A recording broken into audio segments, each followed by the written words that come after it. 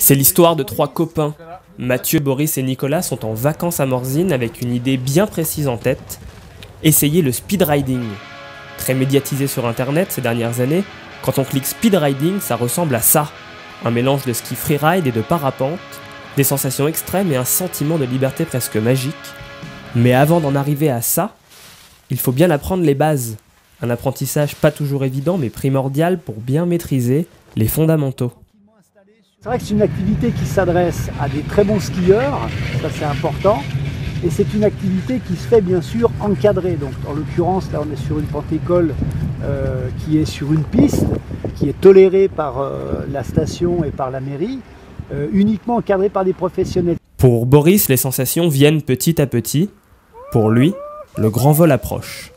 Au début on tâtonne un peu, donc c'est un petit peu compliqué de comprendre les commandes à la voile.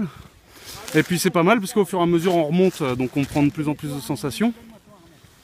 Et puis pour la fin, ce que j'imaginais pas d'ailleurs, on arrive même à faire quelques décollages, donc ça c'est vraiment agréable, on a vraiment une sensation de liberté. Ce matin on était un peu moins confiant parce qu'on était dans le brouillard, mais vraiment à refaire, je pense que c'est pas la dernière fois que j'essaye le speed riding. Le speed riding reste tout de même une activité à très forte sensation. Les trois stagiaires du jour réussissent à dépasser leur peur, ce qui n'est pas évident pour tout le monde. De toute façon, l'appréhension, elle sera toujours existante avant de venir faire l'activité, parce que les gens ne savent pas à quelle sauce ils vont être mangés. Mais effectivement, une fois qu'ils vont commencer à découvrir tout doucement l'activité, ils vont commencer à ressentir ces premiers phénomènes de portance et tout, fatalement, ils vont se détendre et fatalement, ils vont rentrer tout doucement dans le vif du sujet.